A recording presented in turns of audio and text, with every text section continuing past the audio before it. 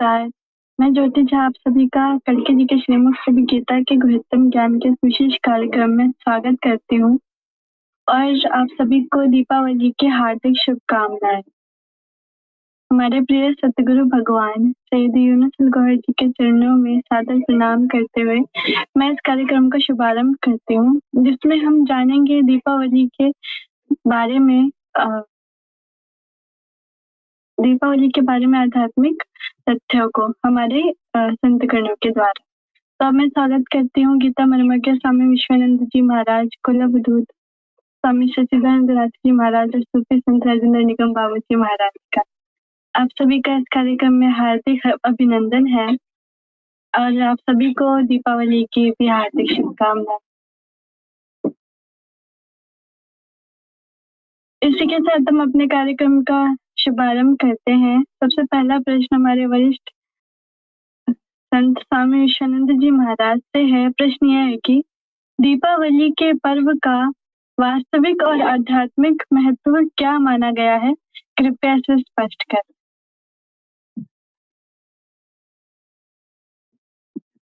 अपने महान सदगुरु महाराज के चरणों में आशीर्वाद देते हुए, अल्लाह टीवी एडमिन टीम का शुक्रिया अदा करते हुए, वरिष्ठ संतों को भी नमन करते हुए, बहन जी आपको भी बहुत बहुत धन्यवाद देते हुए, अपने जितने भी व्यूअर्स अभी देख रहे हैं उसको और बाद में भी देखेंगे उसको, हम सबकी ओर से बहुत बहुत दीपावली की, प्रकाश का पर्व दीपावली की शुभकामनाएं देते हैं। और बहन जी आपके प्रश्न की उत्तर की ओर आते हैं। इस बहुत महत्व का प्रश्न का उत्तर आज हम दो स्वरूप में समझने की कोशिश करेंगे। प्रथम तो बाहरी रूप से दीपावली सामान्य लोग जो मनाते हैं वे समझेंगे, और दूसरा आध्यात्मिक मार्ग में चलने वाले लोगों को अपने शरीर में साधना करके शरीर में छुपा लंका वाला रावण को राम कैसे हराकर अपने चरण में कैसे करते हैं वे भी समझेंगे। तब तो सामान्य लोगों को हम केवल बाहरी रूप से दीपावली मनाने वालों को मनुष्य के शरीर में आंतरिक दीपावली कैसे मनानी होती है वे समझाकर सारी मानव जात को आज मानव के शरीर में ही दीपावली का पर्व वास्तविक रूप में कैसे मनाना है वे समझाने का प्रयास करेंगे। प्रथम तो बाहरी रूप से सामान्य लोग दीपावली का पर्व मनाते हैं वे समझेंगे तो ये त्योहार भगवान श्री राम की यानी कि सत्य की असत्य रावण पर विजय हुई थी उसके उपलक्ष्य में खुशी मनाने के लिए ये रस्म बनी हुई है। सीता माता का कपट से हरण करके राक्षस रावण लंका में ले गया था, वहां उनको अशोक वाटिका में बंधक बना के रखा गया था। तब भगवान श्री राम ने भगत हनुमान और वानर सेना के मदद से सेतुबंध समंदर में बांधकर लंका में भगवान श्री राम पहुंच पाए थे और वहां भयंकर युद्ध हुआ। मायावी 10 बुराइयों वाला यानी कि 10 मथा वाला रावण को मारने के लिए रावण के शरीर में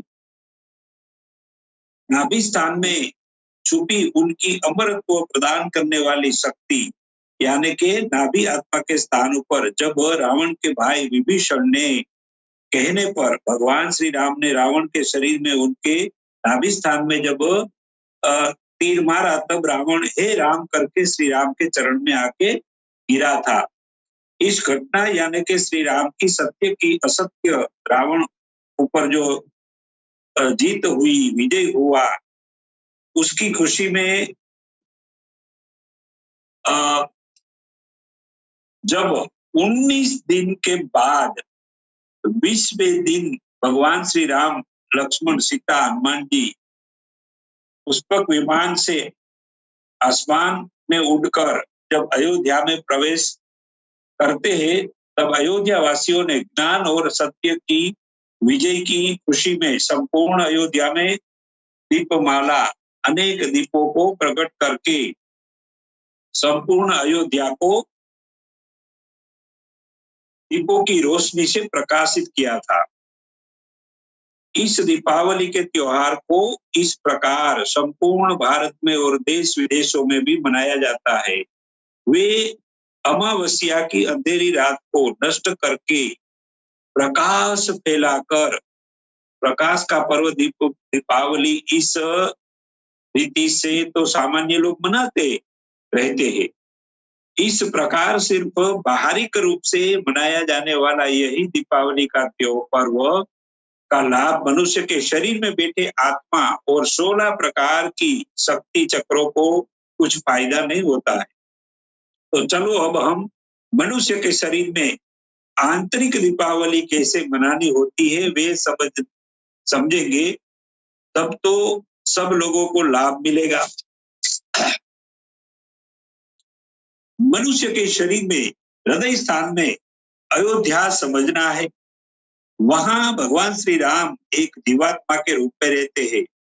ये जीवात्मा को जब आध्यात्मिक प्रकाश शक्तियां नहीं मिलती है तब तक वे नाभि में स्थित रावण रूपी नाभि आत्मा उनके अहंकारी और नकारात्मक भावों से प्रभाव में भटकाता रहता है। इसको ही श्री राम को 14 वर्ष शरीर रूपी जंगल में वनवास समझना है। शरीर में वो भटकता रहता है, वही तो जीवात्मा का वनवास में भटकना है। जब नाभि आत्मा सुरता विचार रूपी सीता को हरण करके अपने कब्जे में कर लेता है तो फिर जीवात्मा रूपी रावण रूपी नाभि आत्मा से दुखी हो जाते हैं।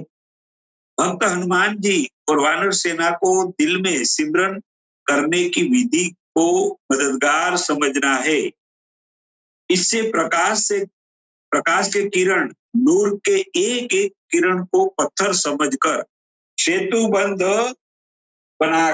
सेतुबंध दिल में से नाभि स्थान तक बनता है। ये सेतुबंध बनाकर ये दिल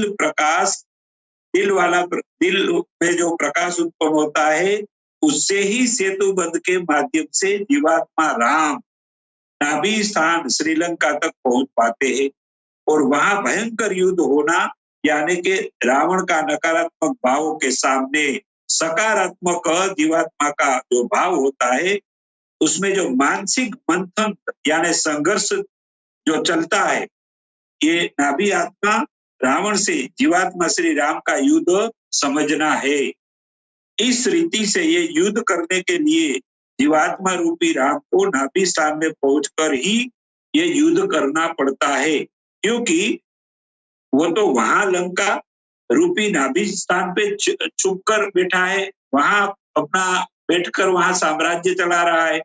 ये नाभि आत्मा मायावी है, उनके पास अनेक नकारात्मक भावों वाला मत्था यानी सर है। उसको श्री राम अपने नूरी तीर से काटना तो शुरू करते हैं, लेकिन एक बुराई रूपी मत्था कट के नीचे गिरता है तो दूसरी बुराई रूपी मत्था वापिस लग जाता है। तब श्री राम की मदद करने वाला परमात्मा एक विभीषण का रूप धारण करके श्री राम जीवात्मा को कहते हैं कि नाभि में नूर का तीर मारो तब रावण मरेगा। जब जीवात्मा नूरी तीर नाभि में पहुंचाता है तब ये असुर रावण नाभि आत्मा हे राम करके पवित्र बनके राम के चरण में आके राम जी का मित्र बनके हार स्वीकार कर लेता है।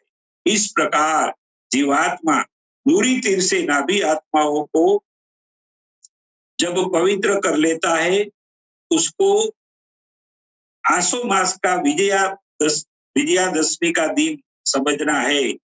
उसके बाद 19 दिन तक दिव्य प्रकाश नूर से शरीर में स्थित 5 तत्व, 5 कर्मेंद्रिया, 5 ज्ञानेन्द्रिया और 4 अंतःकरण मन बुद्धि चित्त अहंकार दिव्य प्रकाश नूर से प्रकाशित करने के लिए ये 19 दिन लग जाता है।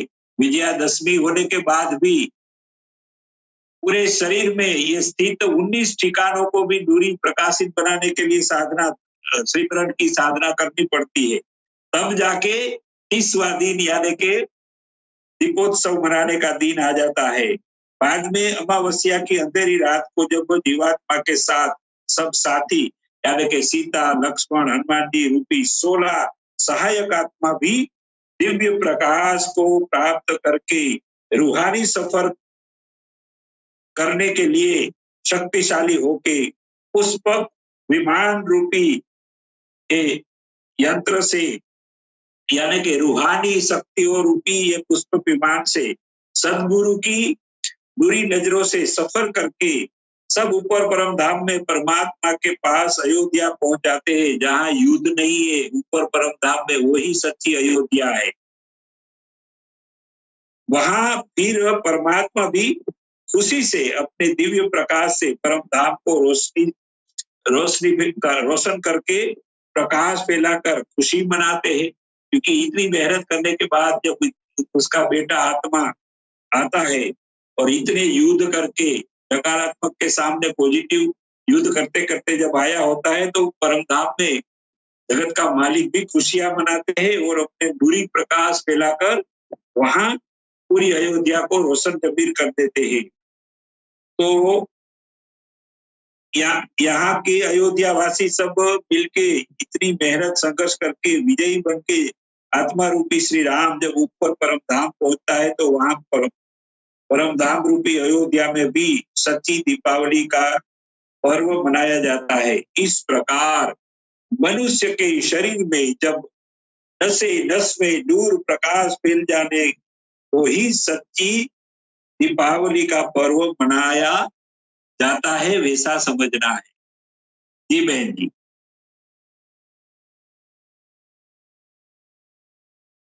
जी आपका बहुत बहुत धन्यवाद। अभी बढ़ते अपने अगले प्रश्न की ओर, जो है स्वामी सच्चिदानंद नाथ जी महाराज से। प्रश्न यह है कि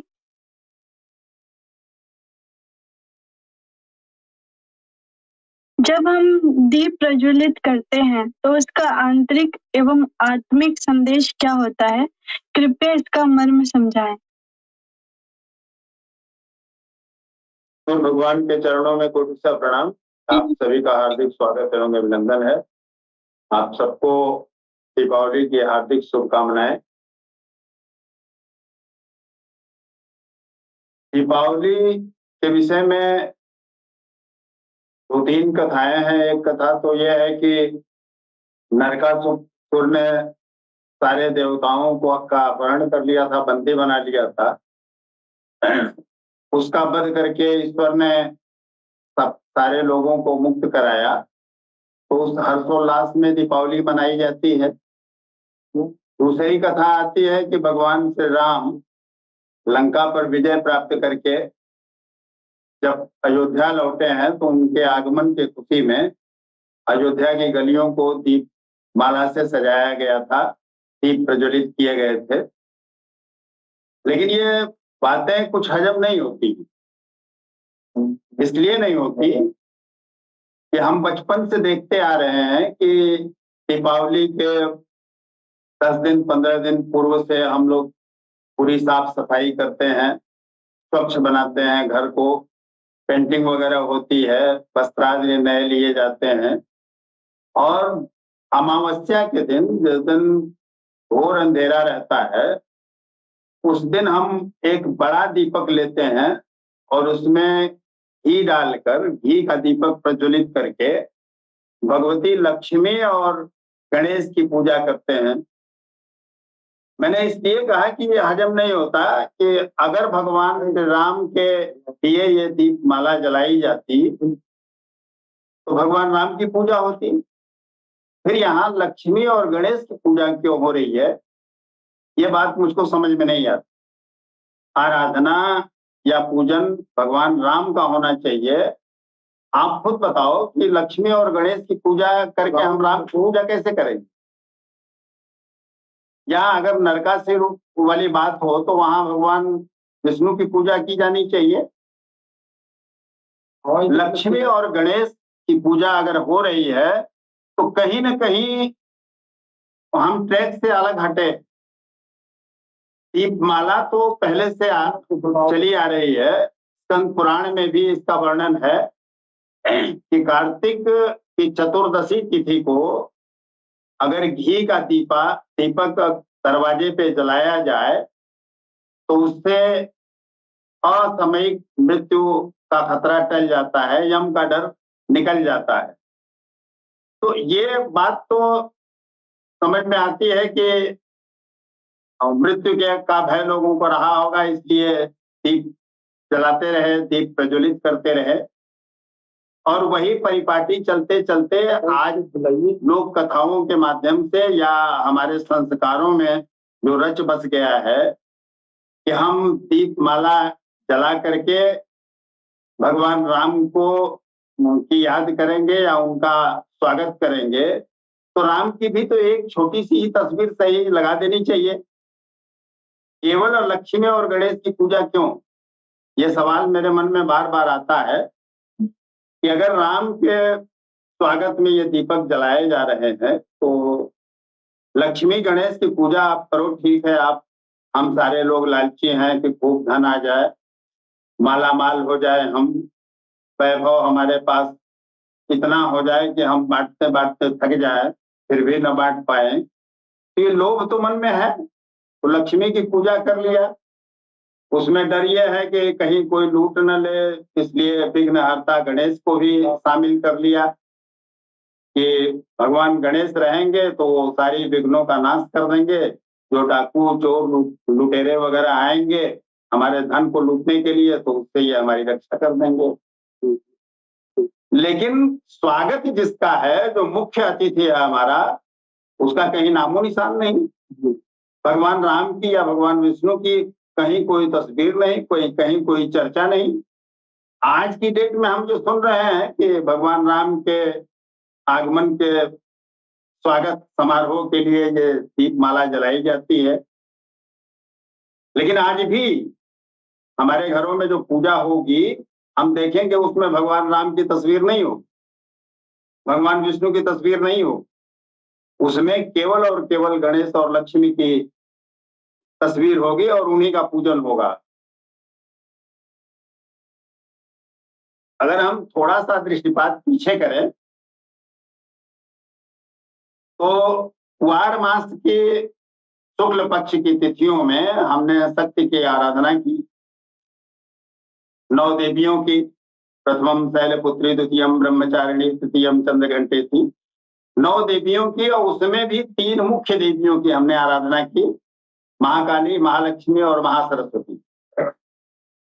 और इन 3 देवियों ने हमारे 3 बड़े शत्रुओं को मार दिया, महिषासुर, धूम्रलोचन और रक्तबीज।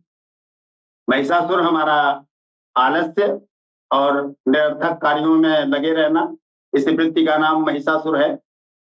इसको भगवती काली ने मार दिया। हम एक्टिव हो गए, हम में रजोगुण आ गया, हम साधना में लग गए, मतलब वैश्य की स्थिति में आ गए। अगर हम वर्णों के आधार पे देखें तो एक्टिव होते ही भगवती लक्ष्मी आ गई, जो हमारे स्मृति में अज्ञान भरा था, धुआं था, हमारी बुद्धि को ठीक से दिख नहीं रहा था कि सत्य क्या है और असत्य क्या है, नित्य क्या है, अनित्य क्या है। इस भ्रम को, इस धूम्रलोचन को मारकर भगवती लक्ष्मी ने हमारे अज्ञान का नाश कर दिया। और जब हम क्षत्रिय की स्थिति में आ गए, हम अपनी साधना में आगे बढ़े, तो वहां 2 स्थितियां, 2 ब्रांचें थी। जो कथा थी भगवती की, उसमें 2 वृत्तियां काम कर रही थी। एक वृत्ति तो ये थी कि राजा अपना राजपाट चाहता था, और दूसरी वृत्ति ये थी कि जो बनिया था वो थक हार गया था, उसका सब कुछ लुट गया था, तो वो चाह रहा था कि हमको अब ये धन दौलत ना मिले, हमको भगवती वांग कर दो, अब हमको मुक्त कर दो, इस आवागमन के बंधन से मुक्त कर दो। तो तीसरी महाशक्ति आई भगवती सरस्वती, ज्ञान की देवी, तो उन्होंने ज्ञान देकर उस बनिया को मोक्ष प्रदान कर दिया और इनको शक्ति प्रदान करके इनका राजपाट वापस कर दिया। तो ज्ञान की देवी, जब ज्ञान आ गया तो ज्ञान ही प्रकाश है। अखंड मंडलाकारम व्याप्तम येन चराचरम तत्पदम दर्शितम येन तस्मै श्री गुरुवे नमः। अज्ञानतिमिरान्धस्य ज्ञानाञ्जनशलाकया चक्षुरुन्मीलितं येन तस्मै श्रीगुरुवे नमः।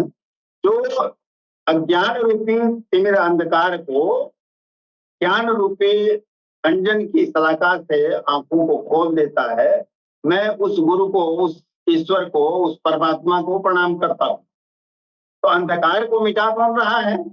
ज्ञान का दीपक। और वो ज्ञान का दीपक जलेगा कहाँ? हृदय में। तो जो बड़ा दीपक है वो इस बात का प्रतीक है कि वो हमारे सदगुरु हैं, क्योंकि हम शक्ति की साधना से जो पूर्ण प्रकाश, पूर्ण ज्ञान भगवती सरस्वती के माध्यम से लेके आए हैं, वही हमारा बड़ा वाला दीपक है।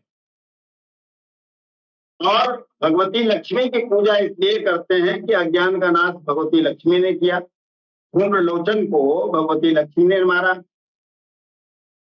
तो जो हमारा अज्ञान था उसको भगवती ने समाप्त किया, उसके दूसरे स्वरूप ने, दूसरी महाशक्ति ने। तो इसलिए लक्ष्मी का हम आवाहन करते हैं उस दीप प्रज्वलन में, लेकिन काम वहां सरस्वती का ही है, क्योंकि वो ज्ञान का प्रतीक है कि दीपक। और दीपक जब प्रज्वलित करते हैं तो मंत्र भी बोलते हैं, शुभम करोति कल्याणम आरोग्यम धन संपदा शत्रु बुद्धि विनाशाय दीप्त ज्योति नमोस्तुते। हम उस ज्ञान को प्राप्त करने के लिए इस दीप का प्रज्वलन करते हैं, और वो बड़ा दीप हमारे सदगुरु के स्वरूप में है। और उस सदगुरु के ज्ञान के दीपक से छोटे छोटे दीप प्रज्वलित करके ये एहसास कराया जाता है कि इस तरह तुम भी इस ज्ञान को प्राप्त कर सकते हो, इस दीपक को जला सकते हो। तो दूसरी स्थितियों में अगर हम देखें आध्यात्मिक दृष्टिकोण से, तो जो हमारा पंचकोश है, अन्नमयी कोश, प्राणमयी कोश, मनोमयी कोश, विज्ञानमयी कोश और आनंदमयी कोश। तो अन्नमयी कोश मतलब शरीर, हमारा शरीर को हमने व्रत वगैरह करके उसको तपा के उसके अनुरूप बना लिया। और प्राणमयी कोश मतलब हम योग करके अपने प्राणों के आयाम को संतुलित कर दिया। मनोमयी कोश का अर्थ है कि हमने अपने मन पे नियंत्रण पा लिया, हमारा मन भटकना कम कर दिया, बंद कर दिया। और बुद्धि भी हमारी तीक्ष्ण हो गई है, वो क्या सत है, क्या असत है, क्या नित्य है, क्या अनित्य है, इसका निर्णय लेने में सक्षम हो गई है। तो ये जब चारों केंद्र, चारों कोश जब सद गए, तब हम आनंदमयी कोश में जाते हैं। आनंदमयी कोश मतलब वो दीपक, अपदीपो भव। जो दीपक प्रज्वलित हुआ है, जो ज्ञान हमको मिला है, जो सदगुरु के रूप में वो बड़ा दीपक हमारे सामने है, उस दीपक का प्रज्वलन होगा उस आनंदमयी कोश में, जब हम आत्मा का साक्षात्कार करेंगे। वैसे ही अगर हम देखें दूसरे दृष्टिकोण से, तो पहले शूद्र की स्थिति है, मतलब तमोगुण हमारा प्रधान है। इस तमोगुण को, इस अंधकार को, आलस्य को मिटाते हुए जब हम उस परमात्मा का निरंतर जप करते हैं, तो उस संघर्षण से जो ऊर्जा उत्पन्न होती है, उस ऊर्जा से हल्का सा अंधेरा छटता है और हम वैश्य की स्थिति में आते हैं। और निरंतर ये क्रम जब जारी रहता है, तो क्रमशः क्षत्रिय होते हुए ब्राह्मणत्व की स्थिति पे हम आ जाते हैं। यही ब्राह्मणत्व की स्थिति ही उस दीप का प्रज्वलन है, उस ज्ञान का प्रकटीकरण है। और इसी ज्ञान को प्राप्त करने के लिए तमाम सारी साधनाएं की जाती हैं। अगर हम दर्शन की दृष्टि से देखें या गीता के अनुसार ये देखें, तो भगवान ने कहा कि ये संसार जो है वो पीपल के उल्टे वृक्ष के समान है। तो उस वृक्ष में है क्या क्या? पत्ते ज्ञान स्वरूप हैं, उसकी टहनियां संसार के स्वरूप हैं, संसारिक वृत्तियां जो है वो टहनियां हैं। और उसका जो तना है वो गुणों माने प्रकृति है, रजोगुण, तमोगुण और सतोगुण। और जो उसकी जड़ें हैं वो ब्रह्म का मूल है, मतलब वो प्रकृति है, परा प्रकृति, अपरा प्रकृति, उसको जो भी माने। और उसके बाद जो अव्यय है, इसका नाश नहीं हो सकता, जो बीज स्वरूप है, वो परमात्मा है। तो उधर से भी अगर हम गीता के दृष्टिकोण से भी देखें तो उस मूल तक जब तक नहीं पहुंचेंगे, उस बीज तक नहीं पहुंचेंगे, तब तक दीप का प्रज्वलन नहीं होगा। इसी बात को सरकार गौहर शाही ने भी कहा कि नफ्स और कल्प ये दो वृत्तियां हैं, ये दो चीजें हैं, ये दो आत्माएं हैं। एक का काम है दुर्वृत्तियों में फंसाना और दूसरे का काम है अपने अंदर शुद्धिकरण लाके निर्मल बना के उस परमात्मा को अपने उस हृदय में, उस कल्प में बसाना। तो नफ्स जब हमारा है, इसका मतलब हम तमोगुणी स्थिति में हैं, हमसे पापाचार हो रहा है, या हम दुनियावी चीजों की चाहत करने वाले लोग हैं, हमारी जो भी कामनाएं हैं वो दुनिया के प्रति हैं। और इस कामना को हम अगर उलट के उस परमात्मा की तरफ ले जाएं, या उस स्व के बोध को हम खत्म करके उस परमात्मा के बोध को अहं का स्वरूप माने, तो उस प्रक्रिया में जब हम आगे बढ़ेंगे और उस चरम तक पहुंचेंगे, नफ्स मुतमइन्ना तक या कल्बे शहीद तक, तब वो दीप का प्रज्वलन होगा। और वो दीप प्रज्वलित करना ही हमारे ऋषियों और मनीषियों का संकेत था।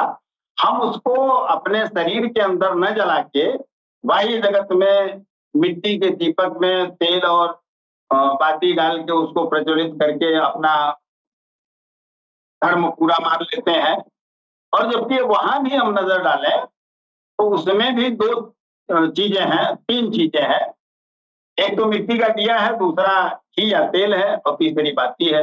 अगर बाती पूरी तेल में डूबी हो तो क्या वो प्रज्वलित हो सकता है? नहीं हो सकता। बत्ती को प्रज्वलित करने के लिए उस तेल से बाहर थोड़ा सा निकालना होगा। ऐसे ही हमको अपनी वृत्तियों को इस सांसारिक रुझानों से, सांसारिक दृष्टि से, सांसारिक दुनियावी चीजों से हटा के बाहर की तरफ, उस परमात्मा की तरफ ले आना होगा। वो थोड़ी सी वृत्ति अगर मिलेगी तभी, अगर थोड़ी सी भी कल्प में जगह होगी तभी वो परमात्मा का प्रकाश उसमें जाएगा, तभी वो दीप का प्रज्वलन हो सकता है। और जब दीप जल जाएगा तो धीरे धीरे धीरे धीरे सारे कालिमा को छांट देगा और प्रकाश पूरे जीवन में फैल जाएगा। और वैज्ञानिक कारण भी इसका है कि अगर हम पहले जो दीपक जलाते थे, चाहे वो घी का दीपक रहा हो या तेल का दीपक रहा हो, आज तो दीपक की जगह मोमबत्तियां आ गई हैं, झालरें आ गई हैं।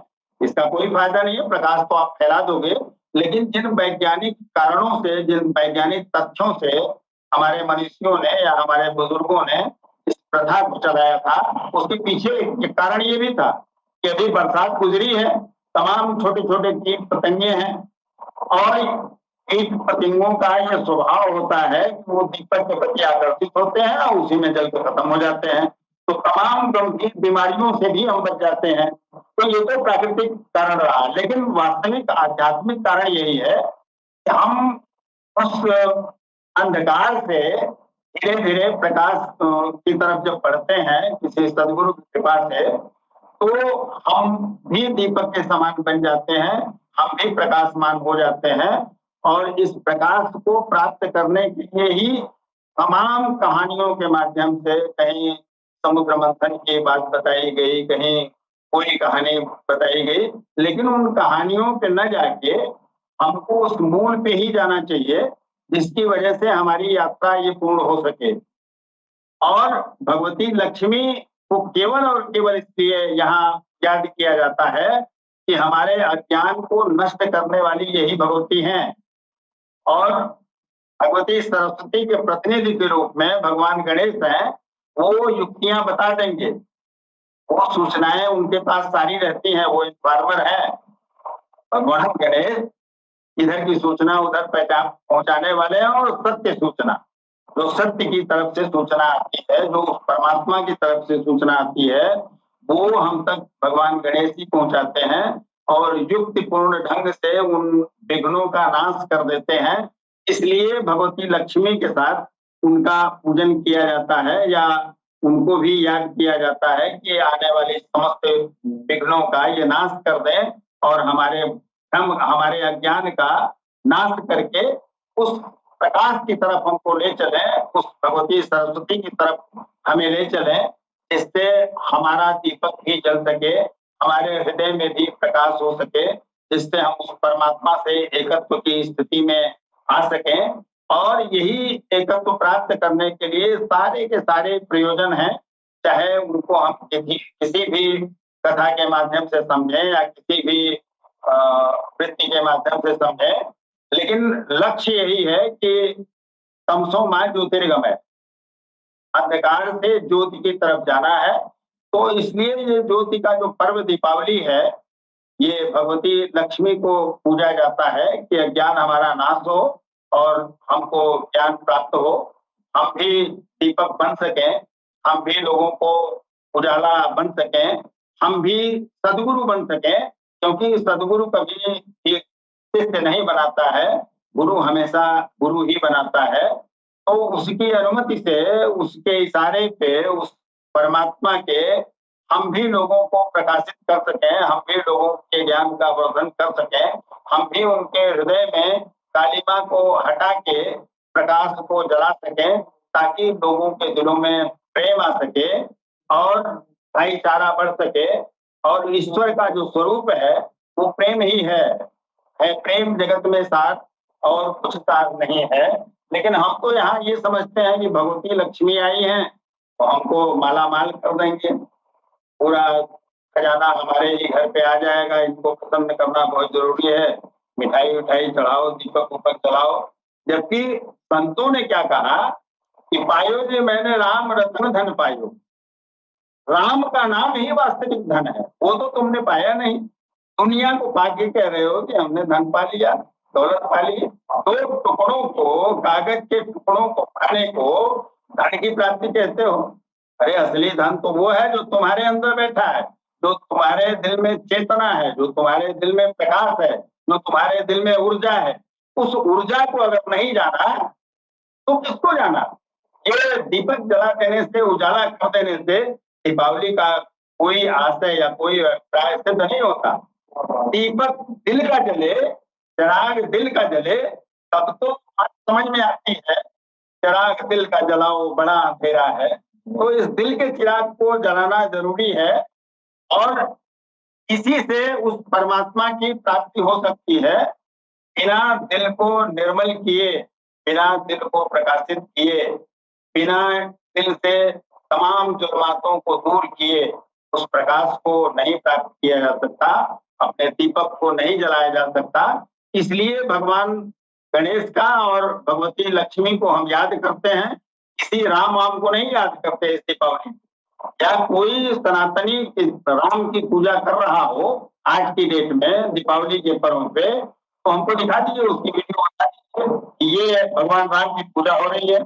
हमने आज तक छोटे से बचपन से लेकर आज तक यही देखा है कि गणेश और लक्ष्मी दो प्रतिमाएं जरूर आती हैं घर में, और हर साल बदल दी जाती है, मिट्टी की ही होती है, हर साल आती हैं, उनका पूजन होता है और फिर बाद में बदल दी जाती है। फिर वो कहा जाती है, ऐसा के साथ अपमानजनक स्थिति होती है, इसका हमको ध्यान नहीं होता। अरे उस प्रतिमा को दिल में बसाओ, उस भ्रम को दिल से मिटाओ, उस अज्ञान को दिल से मिटाओ। प्रतिमा प्रतीक है उस ज्ञान का, उस शक्ति का, जो वो चेतना भगवान से, परमात्मा की तरफ से आ रही है। उस चेतना को पहचानने की जरूरत है, उस प्रकाश को पहचानने की जरूरत है। और हर जमाने में जब हमारी इच्छा होती है, हम परमात्मा को याद करते हैं, तो परमात्मा किसी न किसी सदगुरु को अगर देख लेता है कि इसको इस लक्ष्य तक पहुंचाना आवश्यक है, तो किसी न किसी सदगुरु को हमसे टकरा देता है, हमसे मुलाकात करा देता है, जो हमारे जैसे लोगों को, हमारे जैसे दलदल में फंसे लोगों को उस परमात्मा तक पहुंचा देता है। और जिसके लिए परमात्मा भी ऋणी होता है सदगुरुओं का, वो भी कर्जदार हो जाता है, और ऐसे सदगुरुओं की किसी बात को वो टाल भी नहीं सकता। तो सदगुरु हमारे जैसे लोगों को, उस परमात्मा तक भटके हुए लोगों को पहुंचाने का काम करता है, हमारे दिलों में वो प्रकाश जलाने का काम करता है।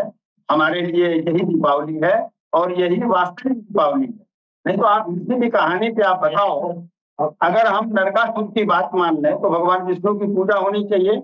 ये मेरा तर्क है, व्यक्तिगत तर्क है, मैं किसी दूसरी विचारधारा पे नहीं कह रहा हूँ। मैं मेरे मन में जो आ रहा है, मैं जैसा सोच रहा हूँ, वो एक जिज्ञासा है। अगर आपको इसका उत्तर मिल जाए किसी को तो कमेंट बॉक्स में जरूर बताइएगा कि क्या आपने दीपावली के पर्व पे भगवान राम की पूजा होते हुए देखी है। लक्ष्मी गणेश की प्रतिमा के अलावा क्या कभी आपने भगवान राम दीपावली के लिए या नरकासुर के संदर्भ में अगर हम उस कहानी को सत्य मानते हैं तो क्या भगवान विष्णु की प्रतिमा का भी दीपावली पर होता है? नहीं पा सकते। मैं भी क्षत्रिय हूँ, मैं भी सनातन धर्म में पैदा हुआ हूँ और काली कुल का पूर्णाभिषेक साधक भी हूँ। तो मैंने तो ये सीखा कि भगवान राम की या भगवान विष्णु की पूजा दीपावली पे हो रही है। दीपावली केवल और केवल भगवती लक्ष्मी, शक्ति लक्ष्मी और गणेश की पूजा होती है, क्योंकि गणेश जी इन्फॉर्मर हैं और लक्ष्मी जी धन संपदा देने वाली है। वो राम नाम वाली है, सोने चांदी वाली धन संपदा देने वाली नहीं है। लक्ष्मी जी को दिखाते हैं, जो चित्र रवि वर्मा ने बनाया है, लक्ष्मी ऐसी है। वहां तमाम सोने के सिक्के दिखा रहे हैं, थाली में सोने का सिक्का भरा हुआ। ये गलत कल्पना है। भगवती लक्ष्मी अज्ञान को नाश करने वाली। अगर सप्तशती का हम ठीक से विवेचना करें, सप्तशती को ठीक से समझने का प्रयास करें तो यह ज्ञान को नाश करने वाली देवी। लक्ष्मी धन को देने वाली देवी नहीं है, ये राम के नाम का धन देने वाली देवी है, जिसपे झूम के मीरा कहती हैं, पायो जी मैं तो राम रतन धन पायो। तो उस धन को प्राप्त करने के लिए, राम नाम के धन को प्राप्त करने के लिए, राम नाम के दीपक को प्राप्त करने के लिए कोई न कोई सदगुरु आता है और ये दीप जलाता है। और वही सदगुरु का प्रतीक वो बड़ा दीपक है, जो हम एक बड़ा दीपक घी का जला के उस दीपक से अन्य दीपकों को जलाते हैं और दीवारों पे किनारे किनारे हर तरफ फैला देते हैं। ये सदगुरु का जो प्रकाश है वो पूरे के पूरे समाज में फैल जाए, पूरी की पूरी प्रकृति में फैल जाए। वो ब्रह्म की जो चेतना है, जिसको हम ये समझ रहे हैं कि ये मैं हूँ, इसी अहंकार को मारती हैं भगवती सरस्वती रूपांतरण करके। ये अहंकार का नाश नहीं करके जो अहम का भ्रम था कि ये शरीर में हूँ, वो ज्ञान की देवी ये समझा देती हैं कि नहीं, वो चेतना मैं का स्वरूप है, वो चेतना ही मैं है, तुम मैं नहीं हो। ये तुम्हारा शरीर मैं नहीं है, मैं वो चेतना है, वो ब्रह्म है। अगर ये बल्ब जल रहा है, इस बल्ब से बिजली चली जाए तो इस बल्ब की कोई पहचान है क्या? बल्ब झूठे कहे कि मैं बल्ब हूँ, बल्ब हूँ, बल्ब हूँ, है? कोई मतलब है इस बात का? अगर लाइट चली गई तो क्या कोई औचित्य नहीं बचा? जानना जरूरी है, उस चेतना को जानना जरूरी है। और अहंकार उस चेतना का है, तो भगवती सरस्वती चेतना को, उस अहंकार का रूपांतरण कर देती है। जिसका अहंकार है उसको सौंप देती है और हमको मुक्त कर देती है। आनंद ही आनंद हो जाता है और आनंदमय कोट में पायो जी में राम पायो का गाते हैं। जी, मैं अपनी वाणी को विराम देता हूँ। कथा तो बड़ी लंबी है, अध्यापन कहा जा सकता है, लेकिन सूफी साहब हमको बार बार टोक रहे हैं सुनने के लिए। जी, आपका बहुत बहुत धन्यवाद। अभी बढ़ते अपने अंतिम प्रश्न की ओर, जो है सूफी संत राजेंद्र निगम बाबू जी महाराज से। प्रश्न यह है कि लक्ष्मी पूजा के पीछे छिपा आध्यात्मिक भाव क्या है? कृपया उसके गूढ़ अर्थ पर प्रकाश डालें। जी बहन जी, जिस भी धर्म में जो भी पूजा पाठ अनुष्ठान का जो रस्मो रिवाज है, उसके दो रुख हैं। एक जाहिरी होता है और एक जो है बातिनी होता है। एक लौकिक है, एक अलौकिक है। तो जो लौकिक उसका जो माना होता है वो सर्वसाधारण उसको समझ जाता है, और जो अलौकिक उसका कारण होता है वो सिर्फ जोगी समझता है। हमारे वेदों में, पुराणों में, उपनिषदों में जहां भी कथा कहानियां जो ये लिखी गई है, उन कथा कहानियों के पीछे एक इsoteric, एक अलौकिक अर्थ छुपा हुआ है और एक लौकिक अर्थ। जैसे अभी स्वामी जी ने हमारे जो है कितना बढ़िया आपने बयान किया है कि ये जो दीपक जो जलाया जाता है, तो वास्तव में ये अंदर की दीपक जलाने का एक संदेश है। हाँ। ये जो दीपक का दीपोत्सव जो बनाया जाता है, एक तो जाहिरी मतलब इसका ये हो गया कि हम भगवान श्री राम के ये जो है जीत का और उनकी आने की खुशी, उनकी विजय का दिवस मैं मनाता हूँ। ये भी सही है, लेकिन ये जो अर्थ है ना, ये लौकिक है। ये आम जनमानस के लिए ये मतलब वास्तव में उसका जो लौकिक, जो उसमें छुपा हुआ रहस्यमयी जो अर्थ है वो ये है कि भगवान को दिल में लाने के लिए अपने दिल की दीपक जलानी पड़ती है। दिल जो अंधेरा है इंसान का, ये इंसानियत का दिल, ये अंधेरा से मुराद ये होता है कि आपके दिल में तमाम तरह के मानस विकार छुपे हुए हैं।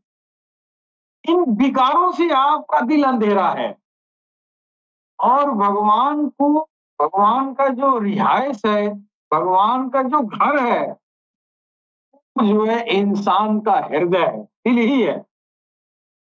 इस दिल को चरागा करें, इस दिल में उनको आना है। अंधेरे दिल में मेहमान कैसे आएंगे?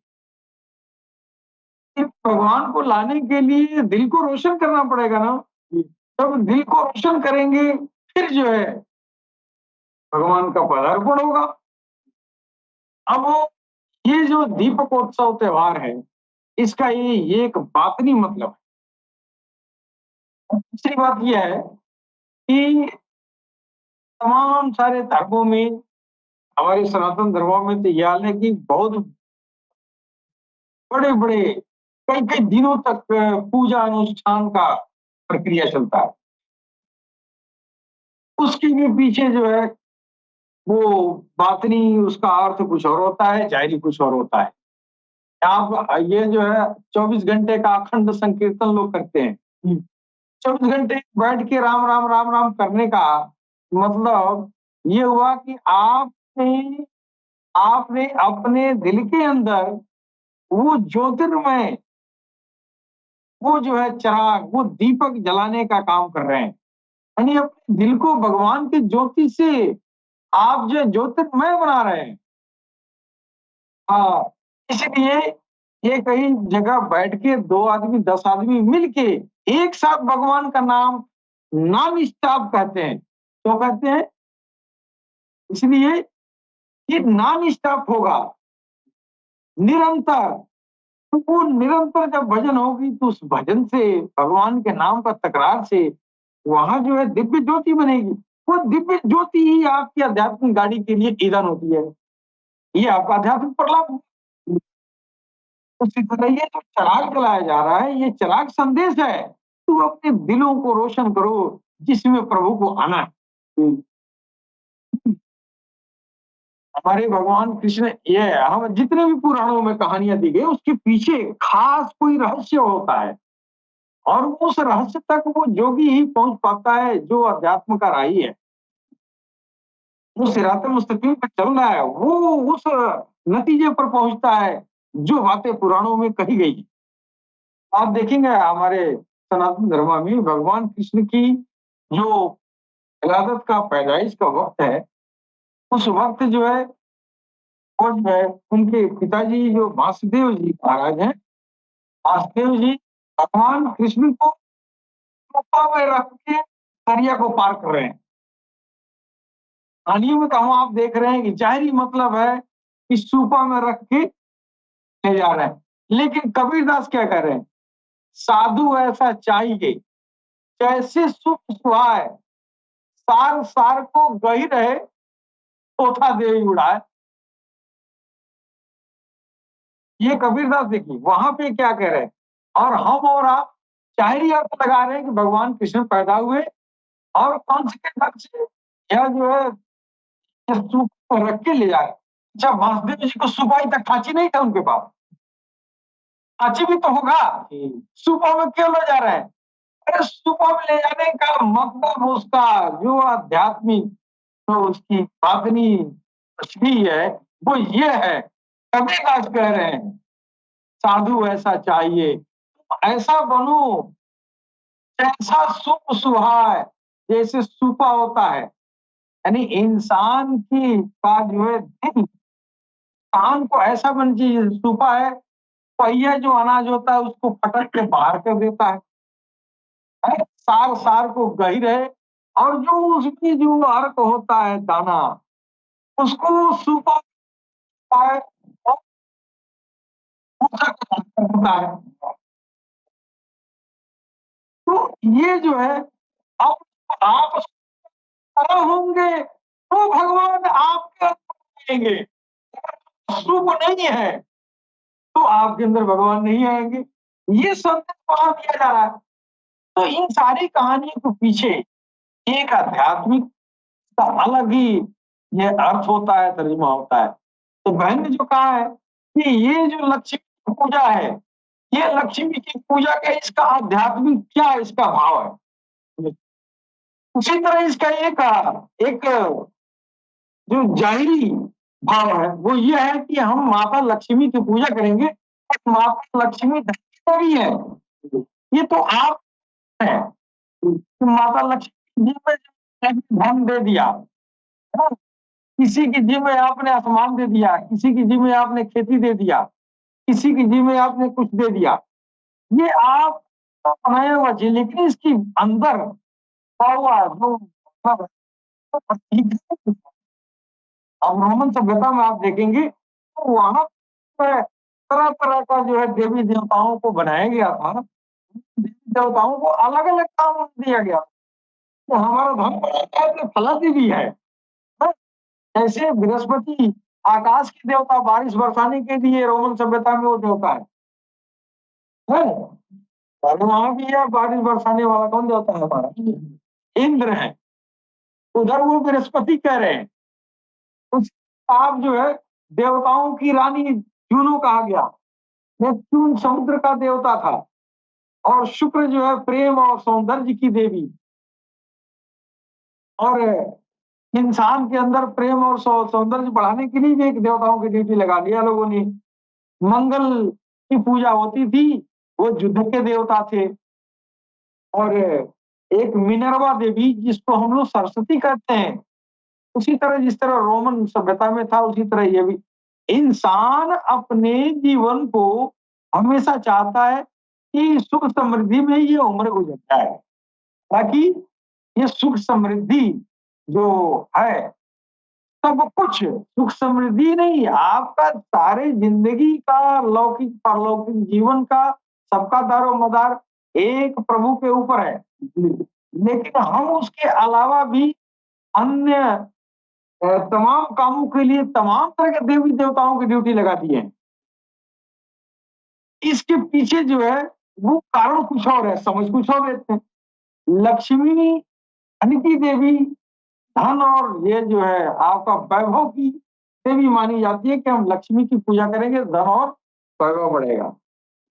इसके पीछे ऐसा नहीं है लक्ष्मी वो शक्ति है, उस शक्ति का प्रयोग हम अपने लौकिक पारलौकिक जीवन में ये जो है वैभव बनाने हेतु उसकी जो है हम इस्तेमाल करते हैं, उसको हम जो है उसकी आराधना साधना करते हैं और ये हेतु हम पूर्ति करते हैं। ये धन की देवी, ये धन ये दुनिया का धन नहीं है। एक जाहिर अर्थ हो गया कि लक्ष्मी जी आएंगी मेरे घर में पैसे की बारिश कर देंगी, और एक बात नहीं मतलब उसका कि मेरे अंदर जो है वो शक्ति मेरे अंदर प्रवाहित होगा, और जब वो मेरे अंदर वो शक्ति प्रवाहित होगी तो वो हमारे अंदर दैवी संपद का जो है ये उन्नति होगा, यानी मेरी दैवी वैभव बढ़ेगा, मेरे अंदर दैवी गुणों का संचार होगा।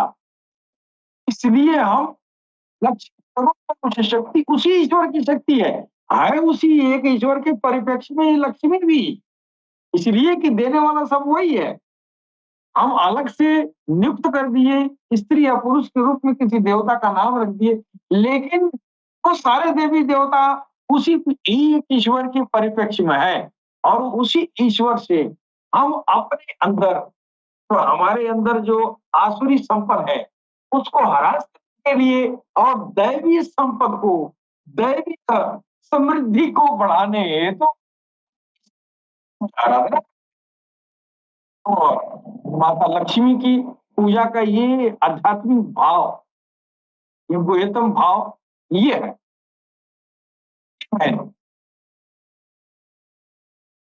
जी, आपको बहुत बहुत धन्यवाद। आप सभी का बहुत धन्यवाद। आप सभी ने दीपावली से जुड़े सभी प्रश्नों के जो आध्यात्मिक मर्म बताए हैं वो हमें पहले कभी बताया नहीं जाता था और हमें पता भी नहीं था, और हम कभी दीपावली को अध्यात्म से जोड़ते भी नहीं थे। हम तो बस इसको पटाखे जलाने और नए कपड़े पहनने और मिठाई खाने का एक त्योहार समझते थे और ऐसे ही मनाते थे। तो मैं आशा करती हूँ हमारे व्यूअर्स को भी दीपावली के आध्यात्मिक मर्म समझ में आया होगा। इसी के साथ आप सभी से विदा लेते हैं और फिर मिलते हैं अगले शनिवार को 11:30 से 12:30 के बीच। जय गौर शाही, जय श्री कृष्ण, और आप सभी को फिर से हैप्पी दिवाली।